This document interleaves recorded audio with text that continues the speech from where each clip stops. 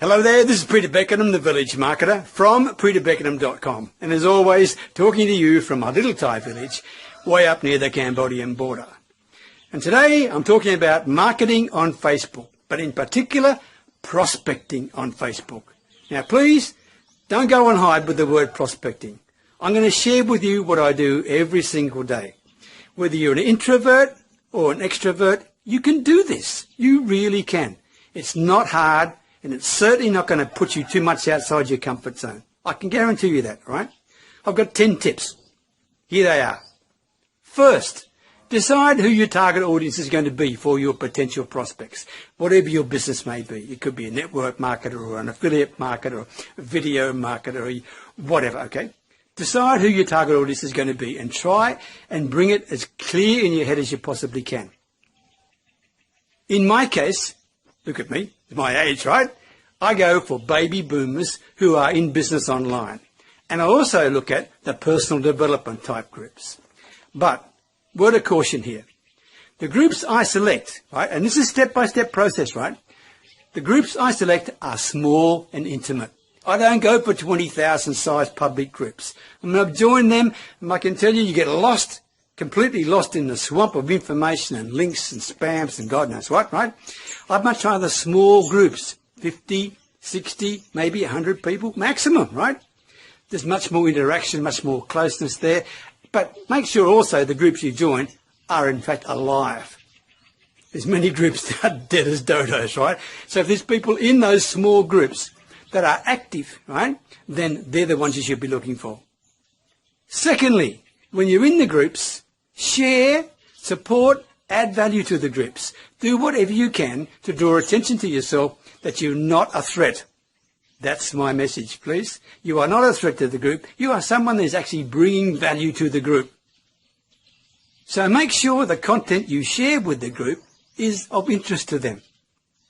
Then, after a short period of time, reach out to certain members within the group. I mean, it'll happen automatically and it'll happen logically, right? As you comment on other people's posts, example, and like them, they will respond back to you over a period of time, and you can actually then send out a PM to those people saying, hey, I really enjoy the post you're doing. I'd love to be friends with you on Facebook, all right?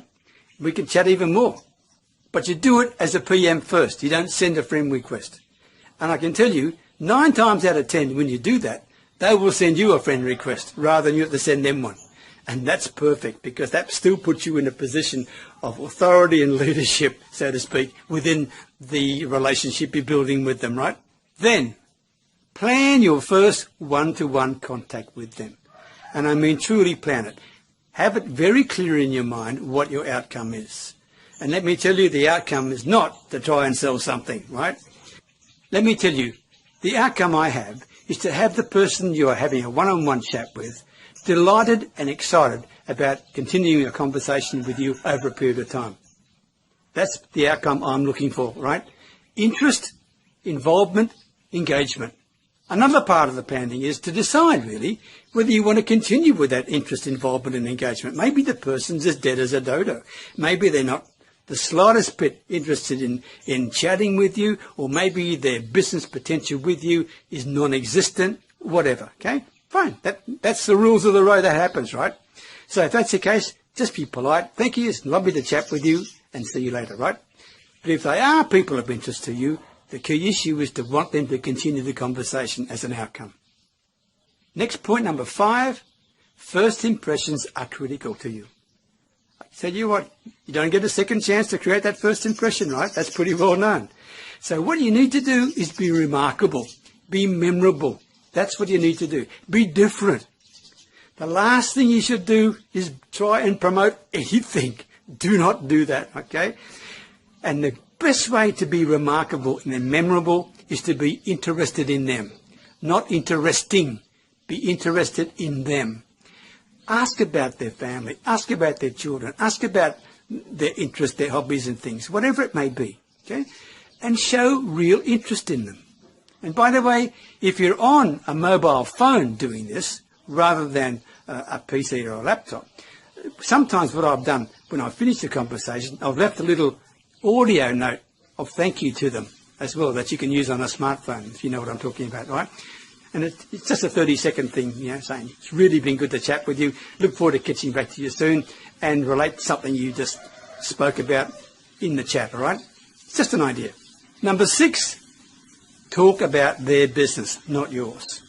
Ask about it. Tell them why they selected it. What was the reason for them going into it? How long have they been in there? I mean, by the way, the last thing you should ask them are questions that have a yes or no answer. Open questions, all right? I mean, don't just say, how's business? Because I'll just say, good. And then, what are you going to say then, right? So, come up with some questions that require them to give you some information, all right? Without being threatening. And the other thing you should do is have a template of the questions that you're going to ask. Saves you typing them out all the time on your mobile phone, because that drives me crazy because my fingers are too big, right? And I just copy and paste it, okay? But whatever you do, make sure the questions you ask them are open-ended questions. Now, for sure, somewhere in that type of conversation, they're going to ask you, what about you, right? Well, I can tell you, use it as a takeaway, throwaway line. Don't go on as tweet about the fact that you're a member of whatever network marketing thing you're in, or you're in Mobi, or you're in iPro. Don't do that. I mean, simply say in generic terms, look, I love and I enjoy helping people with their traffic and leads here on Facebook. That's what my focus is. That's what I love to do. And that's what my business is all about. Okay? That's all you need to know. Then ask them about them in particular. What would be their number one strength? Okay? What would they consider to be their number one strength? And by the way, you can catch. The reason why I'm asking the question is because I was asked that same question myself just recently by my mentor. What is my strength and my weaknesses? And it made me think. And it really made me think. And I'm asking you to have a think about, what's your strength? I mean, I'm not going to ask you about your weaknesses unless you want to share it, right? But what do you think are your greatest strengths? And in particular, what's your number one strength? Then point 8, what do I say? I say thank you. That's really interesting. That's really good. And if you have similar strengths or weaknesses, share that with them. Just keep the conversation going. And then I ask them a very important question. It's simply this. If I ask you, what is your greatest need in your business right now? What would you say? And do not say anything else until you get an answer to that question. By the way, if they don't answer the question, let it go, right? But when they come back with the answer, whatever it may be, then do not offer any solutions, do not offer any opinions, nothing. Simply say, well, that's really interesting. I mean, many folks have similar issues to that as well, okay? But whatever it is, but do not try and offer a solution. That's the last thing you should do right then. Try and jump in with a solution which might be your business opportunity, right? Remember, you're trying to be memorable and remarkable and different. And that brings me to the last point, point 10. Always be the first to finish the conversation, okay? Whatever it may be, you have to give the impression that you're busy, that you're believable, and that you are beneficial. But you have to go. But by all means, simply say to them, look, that is really interesting what you just shared with me. Let me think about that. I may have some things that can help you. But right now, I have to go, okay? So let's chat again in the very near future.